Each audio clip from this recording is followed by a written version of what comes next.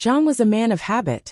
Every day, he meticulously organized his life to ensure nothing slipped through the cracks. His wallet was no exception. It was more than just a container for cash and cards. It held the essence of his identity. His business cards, personal ID, family photos, and even a neatly folded note from his daughter that simply said, "I love you, Dad." For John, the wallet wasn't just practical. It was deeply personal. One brisk evening, after wrapping up a high-stakes meeting in the city, John stepped out into the cool air with a sense of accomplishment. The deal he'd just closed was a game-changer, and he couldn't wait to celebrate with his family. But as he reached for his wallet to pay for parking, his heart sank. It wasn't there. At first, he brushed it off as a minor inconvenience. "It's probably in my briefcase," he muttered to himself, forcing a calm smile as he checked his pockets one more time. But the calm soon gave way to panic. His briefcase, jacket, and car seats turned up nothing. The wallet was gone. John retraced his steps, mentally rewinding every move he'd made that day. Had he left it at the cafe where he grabbed a coffee that morning? Did it fall out of his pocket during the meeting? The more he thought about it, the less certain he became. It was as though the wallet had simply vanished. The first night without it was restless. Lying in bed, John's mind raced with the possibilities. What if someone had stolen it? Or worse, what if they used his credit cards, drained his bank account, and tarnished his reputation? "I'll figure this out tomorrow," he told himself, though sleep evaded him for hours. The next morning brought no relief. Calls to the cafe, his office building, and even the local lost and found services yielded nothing. His bank advised him to suspend his credit cards immediately, which meant no access to funds until replacements arrived. The idea of being financially paralyzed, however temporary, sent a wave of dread through him. "Dad, did you find it?" his daughter asked, her voice filled with concern as she peered into his home office. John forced a reassuring smile. "Not yet, sweetheart, but I'm working on it." Her worry only deepened his frustration. He prided himself on being the rock his family could rely on, and now he felt anything but. As the days wore on, the situation spiraled further out of control. The meetings he had planned for the week were postponed indefinitely. Clients were left waiting. Important payments were delayed. Every missed deadline felt like a personal failure, and the mounting pressure made him irritable and short-tempered. By the end of the week, John felt like a shadow of his former self. His usually pristine office desk was now cluttered with forms for new IDs, lists of canceled cards, and reminders to follow up with various agencies. The once confident businessman was reduced to a man frantically piecing his life back together. One evening, as John sat in his office staring blankly at the paperwork, his wife approached him gently. "You've done everything you can," she said softly. "Maybe it's time to let it go." "Let it go?" John snapped, his frustration boiling over. "Do you have any idea what this means for me? For us? That wallet was everything." His wife sighed, recognizing the strain he was under. "I know it's hard," she said, placing a comforting hand on his shoulder. "But you're not defined by what's in that wallet. We'll get through this." Her words were meant to soothe, but they only deepened his despair. John wasn't just mourning the loss of cash or cards. He felt exposed, vulnerable in a way he hadn't since his early days of building his business. The wallet represented control, and without it, his carefully constructed world felt fragile. As the days turned into weeks, hope faded. John began to accept that his wallet, and the sense of security it gave him, was gone for good. The bright optimism that once characterized him was now replaced by a quiet resignation. He told himself to move on, but a part of him still clung to the faint possibility of a miracle. Unbeknownst to John, his wallet hadn't disappeared into the void. It was in the hands of someone whose life couldn't have been more different from his own. And as it turned out, the journey of that small leather case was far from over. On a quiet morning, while the city was waking up with the hum of traffic and the aroma of fresh coffee drifting through the air, Michael huddled against a cold brick wall. His tattered coat did little to shield him from the biting chill, and the cardboard beneath him offered scant comfort. For months, this had been his reality. Every day was a battle for survival, a test of resilience against hunger, exhaustion, and the relentless weight of invisibility. Michael wasn't always homeless. He had once been like anyone else, someone with dreams, a family, and a job. But life has a way of unraveling without warning. A layoff here, a mounting bill there, and suddenly, the safety net he thought he had was gone. By the time he realized how far he had fallen, he was on the streets, carrying nothing but memories and regrets. He often wondered, how did it come to this? Was there a moment I could have changed my fate? These thoughts haunted him as he scavenged for scraps and avoided the judging eyes of passers-by. People rarely looked at him. When they did, it was with a mixture of pity and disdain, as if his presence was an inconvenience. Yet, Michael held on to something many in his position had long lost: hope. One day, while searching through a trash can for anything edible or useful, Michael's fingers brushed against something unfamiliar. It wasn't the usual crumpled wrapper or discarded coffee cup. He pulled out a sleek leather wallet, its surface worn but still exuding a sense of elegance. His first thought was disbelief. Could it really be? He opened it hesitantly, as though the wallet might vanish if he moved too quickly. Inside, he found crisp bills neatly folded, credit cards gleaming under the sunlight, and business cards that screamed success. A man's life was contained in this small object. For a moment Michael's heart raced. This could be it, his ticket out of the darkness. The cash alone could buy him meals for weeks, maybe even a warm bed for a night or two. But then he paused. The idea of using the wallet's contents felt wrong. Michael's life had been stripped of many things, but his sense of right and wrong remained intact. What if this were mine? He thought, imagining the sheer panic of losing something so vital. His own losses came flooding back. The job he couldn't save, the family he couldn't provide for, and the dignity that slipped through his fingers with each passing day. As he examined the wallet further, a small photo tucked behind a credit card caught his eye. It was a picture of a young girl, smiling brightly, with "Love you, Dad" scribbled on the back. Michael's chest tightened. Memories of his own daughter, now estranged, washed over him like a tidal wave. Her laughter, her tiny hand gripping his.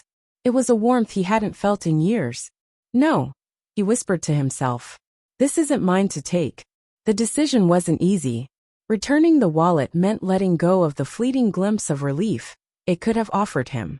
But Michael knew what it felt like to lose everything, and he couldn't bring himself to add to someone else's pain. Clutching the wallet, he made his way to a nearby shelter where he occasionally sought refuge. The receptionist looked surprised as he approached. Michael rarely engaged unless absolutely necessary. "I found this," he said, holding out the wallet. "I think the owner might want it back."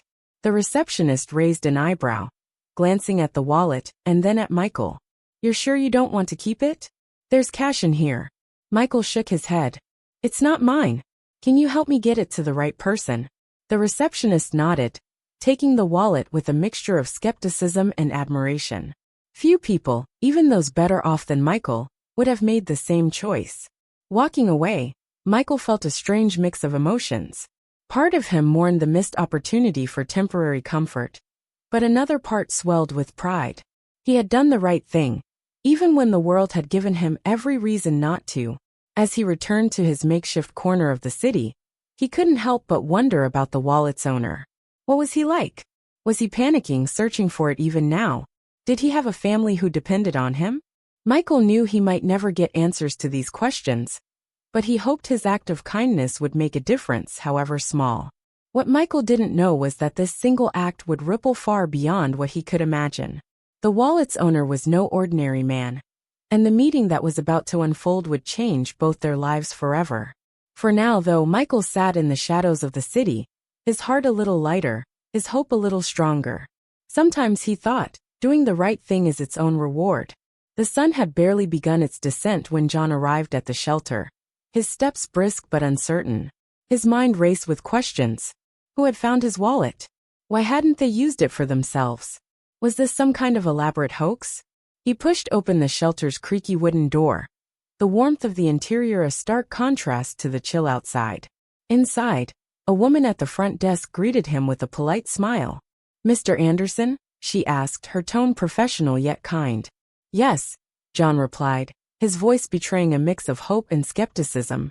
"I was told my wallet was here." The receptionist nodded and reached beneath the counter, pulling out the familiar leather wallet that had haunted his thoughts for weeks.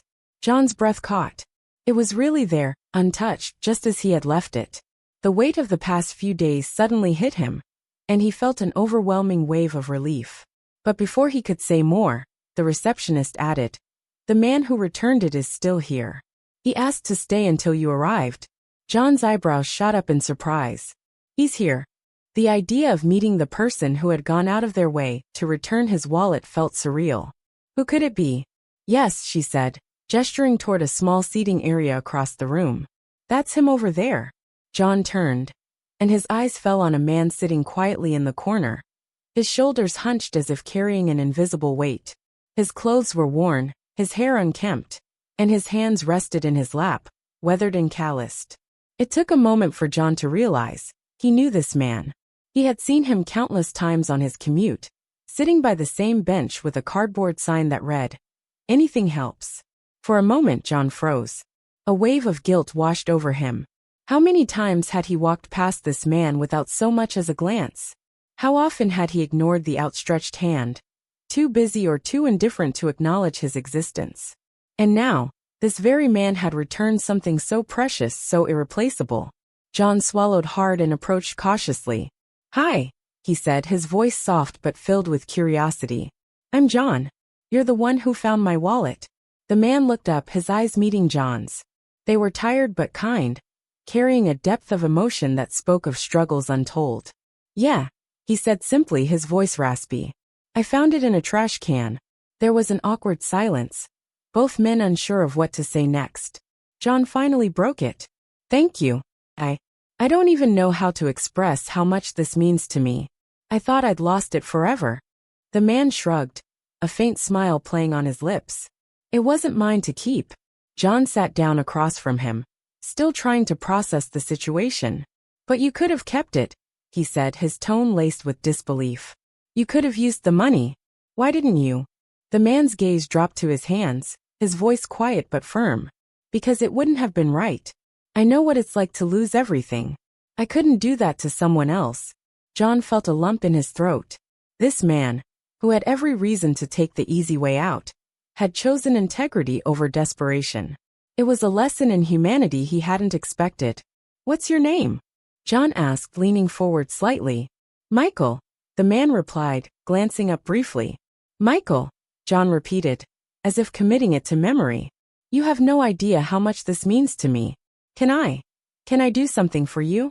"Anything." Michael shook his head. "I didn't do it for a reward. I just thought it was the right thing to do." John sat back, overwhelmed by the humility and honesty of the man before him. But then he noticed something. A flicker of vulnerability in Michael's expression, as if he wasn't used to being seen, truly seen. "Michael," John said after a pause, his voice steady but filled with emotion. "You didn't just return my wallet. You reminded me of something I'd forgotten. A sense of trust, of faith in people. I've been so wrapped up in my world that I stopped seeing others." Michael looked away, clearly uncomfortable with the praise. "I'm just a guy trying to get by," he muttered. "But you're more than that," John insisted. "You've got a good heart, and that's worth more than any wallet or cash." For the first time, Michael's eyes glistened with unshed tears. "I don't know about that," he said, his voice breaking slightly. "I've made a lot of mistakes in my life." John leaned closer, his tone resolute. "Haven't we all? But what matters is what we do now. And you've done something incredible." The two men sat in silence for a moment, the weight of their conversation hanging in the air. Finally, John spoke again. "Michael, I don't want this to be the end of our story. If you'll let me, I'd like to help you, whatever that looks like. A job, a place to stay, something to get you back on your feet." Michael stared at him, disbelief etched across his face. "Why would you do that for me?" "Because you deserve it," John said simply. "And because we all need someone to believe in us." Michael's hands trembled as he nodded, a single tear escaping down his cheek. For the first time in years he felt seen, valued, and maybe even hopeful. As they stood to leave, John reached out and shook Michael's hand, the gesture sealing an unspoken promise between them. Neither man could have predicted the ripple effects of their meeting, but in that moment, they knew one thing for sure. their lives would never be the same. As John and Michael walked out of the shelter together, a profound silence lingered between them, not of awkwardness but of understanding. Their lives, so vastly different, had crossed paths in a way neither could have anticipated. This single act of honesty, a returned wallet, had become a catalyst for transformation, bridging the gap between two strangers. What if we all chose kindness, even when life made it hard? Would the world be a little brighter, a little more forgiving? Their story reminds us that hope often comes from the most unexpected places, leaving us to ponder. How will we choose to act?